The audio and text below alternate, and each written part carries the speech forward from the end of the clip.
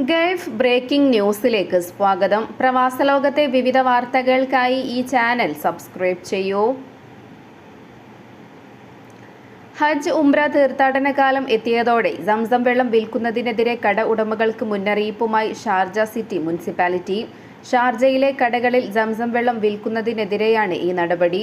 ഹജ്ജ് തീർത്ഥാടന സമയത്ത് നഗരത്തിലെ മുഴുവൻ വാണിജ്യ സ്ഥാപനങ്ങളും അവരുടെ ബിസിനസ് പരിഗണിക്കാതെ സംസം വെള്ളം വ്യാപാരം ചെയ്യുന്നത് ഉയർന്നതോടെയാണ് ഇത്തരം മുന്നറിയിപ്പുകൾ നൽകുന്നത്.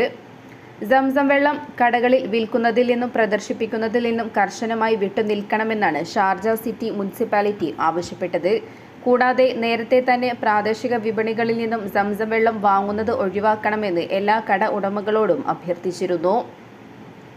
കഴിഞ്ഞ വർഷങ്ങളിൽ ഇത്തരം സംഭവങ്ങൾ കണ്ടെത്തിയതിനെ തുടർന്ന് കഴിഞ്ഞ വർഷവും കർശനമാക്കി അധികൃതർ ഇത് വിലക്കിയിരുന്നു.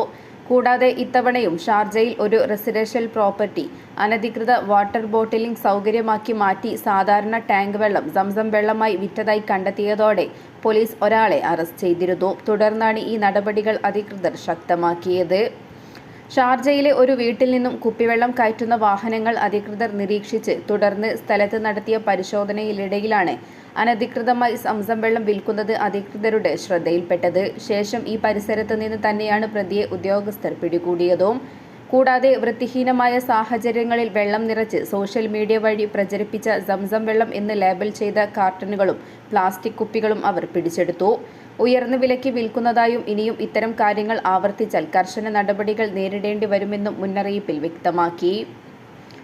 അതേസമയം ഷാർജ മുനിസിപ്പാലിറ്റി ഉടൻ തന്നെ നിയമപരവും ഭരണപരവുമായ നടപടിക്രമങ്ങൾ ആരംഭിച്ചു. ഷാർജയിലെ മുഴുവൻ കട ഉടമകളും സംസം വെള്ളം വിൽക്കുന്നതിൽ നിന്നും പൂർണ്ണമായും ഒഴിഞ്ഞു നിൽക്കണമെന്നും അഭ്യർത്ഥിച്ചിട്ടുണ്ട്. കൂടാതെ ഇത്തരം കേസുകൾ ഇനിയും വർദ്ധിക്കാൻ സാധ്യതയുള്ളതിനാൽ അധികൃതർ പരിശോധനകൾ കൂടുതൽ ശക്തമാക്കി. ബലിപെരുന്നാൾ അവധിക്ക് യാത്ര പോകാൻ തയ്യാറെടുക്കുന്നവർക്ക് കനത്ത തിരിച്ചടി. ഈ അവധിക്കാലം മുന്നിൽ കണ്ട് വിമാന ടിക്കറ്റ് നിരക്ക് കുത്തനെ ഉയർത്തിയിരിക്കുകയാണ്. ഇതോടെ നേരത്തെ പ്ലാൻ ചെയ്ത യാത്ര മുടങ്ങുമോ എന്ന ആശങ്കയിലാണ് പ്രവാസികൾ. അതേസമയം നിലവിൽ 60% വരെ വർധനവാണ് വിമാന കമ്പനികൾ ഈടാക്കുന്നത്. അതേസമയം വേനൽക്കാലവും അവധിക്കാലവും ഒരുമിച്ച് വന്നതോടെ നിരവധി ആളുകൾ യാത്ര ചെയ്യാൻ ഇഷ്ടപ്പെടുന്നു. ഇതിനാൽ വിമാന ടിക്കറ്റ് ഉയരാൻ സാധ്യതയുള്ളതായി ട്രാവൽ മേഖലയുമായി ബന്ധപ്പെട്ടവർ പറഞ്ഞു. കൂടാതെ എല്ലാ അവധിക്കാലത്തും ഇത്തരത്തിലുള്ള വർധനവ് കണ്ടുവരുന്നതായും വ്യക്തമാക്കി. കൂടാതെ ചില വിമാന ടിക്കറ്റുകൾ 20 മുതൽ 30% വരെയും തിരക്കേറിയ ദിവസത്തെ യാത്രാച്ചെലവ് 40 മുതൽ 60% വരെ വർദ്ധിച്ചതായും റിപ്പോർട്ടിൽ വ്യക്തമാക്കുന്നു. അവധിക്കാല യാത്രയ്ക്കായി ഓരോ വിമാന കമ്പനികളും ഒരുങ്ങുകയാണ് എന്നും കൂടുതൽ വിമാന സർവീസുകൾ ആരംഭിക്കുകയും ആവശ്യം വർദ്ധിക്കുന്നതോടെ പുതിയ റൂട്ടുകളിൽ സർവീസ് നടത്തുമെന്ന് അറിയിച്ചതായും അധികൃതർ വ്യക്തമാക്കുന്നു. ഹാരിബോ ഹാപ്പി കാൻഡി കോള ഫിസ് മിഠായിൽ കഞ്ചാവിന്റെ അംശം അടങ്ങിയിരിക്കാൻ സാധ്യതയുള്ളതിനാൽ ഇവ ഉപയോഗിക്കരുതെന്ന് ഉപഭോക്താക്കളോട് ഒമാൻ കാർഷിക ഫിഷറീസ് ജലവിഭവ മന്ത്രാലയത്തിന് കീഴിലുള്ള food safety and quality centre ആവശ്യപ്പെട്ടു. 2026 ജനുവരി വരെ കാലാവധിയുള്ള 1000 ഗ്രാം പാക്കറ്റാണ് ബാധിക്കപ്പെട്ട ബാച്ച്.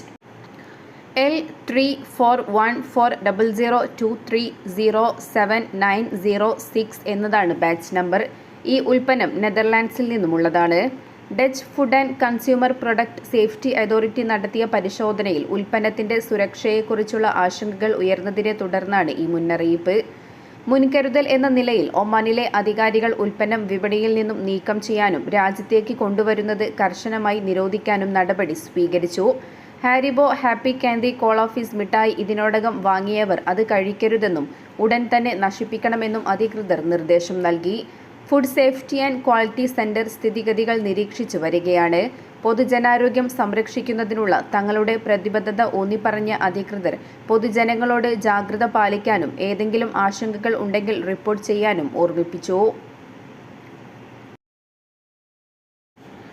സ്വദേശിവൽക്കരണ നടപടികൾ പാലിക്കാത്ത സ്വകാര്യ മേഖലാ കമ്പനികളുമായി കരാറുകളിൽ ഏർപ്പെടുന്നതിൽ നിന്നും എല്ലാ മന്ത്രാലയങ്ങളും സർക്കാർ സ്ഥാപനങ്ങളും പൂർണ്ണമായും വിട്ടുനിൽക്കണമെന്ന് general secretariat of tender board സർക്കുലറിലൂടെ നിർദ്ദേശിച്ചു. എല്ലാ ടെൻഡർ രേഖകളിലും സ്വദേശിവൽക്കരണ ആവശ്യകതകൾ പാലിക്കുന്നതും ദേശീയ തൊഴിലാളികളുടെ തൊഴിൽ നൽകുന്നതുമായി ബന്ധപ്പെട്ട ഒരു ക്ലോസ് ഉൾപ്പെടുത്തണം. ഏതെങ്കിലും ടെൻഡർ നൽകുന്നതിനു മുമ്പ് ബിഡ്ഡിംഗ് കമ്പനികൾ ആവശ്യമായ സ്വദേശിവൽക്കരണ നിരക്കുകൾ പാലിക്കുന്നുണ്ടെന്ന് സർക്കാർ സ്ഥാപനങ്ങൾ പരിശോധിക്കണം. തൊഴിൽ മന്ത്രാലയത്തിൽ നിന്നുള്ള ഡാറ്റയുമായി നേരിട്ട് ബന്ധിപ്പിച്ചിരിക്കുന്ന ഇസ്നാദ് ഇലക്ട്രോണിക് ടെൻഡറിംഗ് സിസ്റ്റം വഴിയാണ് ഈ പരിശോധന നടത്തേണ്ടത്. ഒമാനിൽ രജിസ്റ്റർ ചെയ്തിട്ടില്ലാത്ത എന്നാൽ അന്താരാഷ്ട്ര ടെൻഡറുകളിൽ പങ്കെടുക്കുന്ന വിദേശ സ്ഥാപനങ്ങളും ഒമാനൈസേഷൻ പ്രതിബദ്ധതകൾ പാലിക്കുന്നുണ്ടോ എന്ന് പരിശോധിക്കും. ഒമാനിലുടനീളമുള്ള വായു ഗുണനിലവാര ഡാറ്റ ലൈവായി അറിയുന്നതിന് മൊബൈൽ ആപ്ലിക്കേഷൻ പരിസ്ഥിതി അതോറിറ്റി ആരംഭിച്ചു.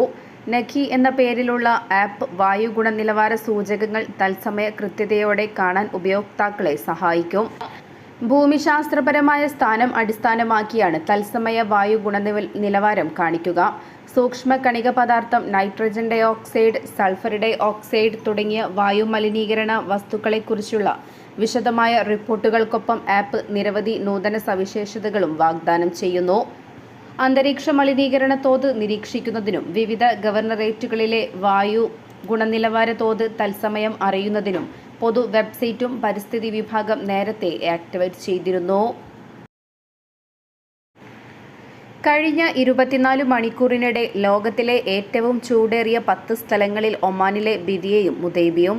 46.3 ഡിഗ്രി സെൽഷ്യസ് രേഖപ്പെടുത്തിയ ബിദിയ പട്ടികയിൽ 6-മതും 45.9 ഡിഗ്രി സെൽഷ്യസുമായി മുദൈബി 9-ാം സ്ഥാനത്തുമാണെന്ന് ആഗോള കാലാവസ്ഥാ നിരീക്ഷണ പ്ലാറ്റ്ഫോമായ എൽഡോറഡോ വെതറിന്റെ കണക്കുകൾ പറയുന്നു. ഏറ്റവും ചൂടേറിയ 10 സ്ഥലങ്ങളുടെ പട്ടികയിൽ 47.4 ഡിഗ്രി സെൽഷ്യസുമായി ഇറാനിലെ ബദ്രെ ദയ്യാറാണ് ഒന്നാമത്. 47 ഡിഗ്രി സെൽഷ്യസുമായി പാകിസ്ഥാൻ നഗരങ്ങളായ ജേക്കബാദ്, സിബി എന്നിവ തൊട്ടു പിന്നിലുണ്ട്. ലോകത്തിലെ ഏറ്റവും ചൂട് കൂടിയ 15 സ്ഥലങ്ങളിൽ 11 മിഡിൽ ഈസ്റ്റും ദക്ഷിണേഷ്യയുമാണ്.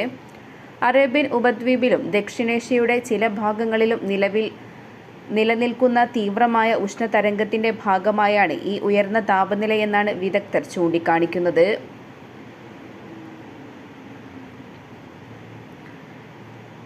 ലോകകപ്പ് യോഗ്യതാ മത്സരത്തിൽ ഒമാൻ വ്യാഴാഴ്ച ജോർദാനെ നേരിടും. ബോഷർ സുൽത്താൻ ഖാബൂസ് സ്പോർട്സ് കോംപ്ലക്സിൽ രാത്രി 8 മണിക്കാണ് കിക്ക് ഓഫ്.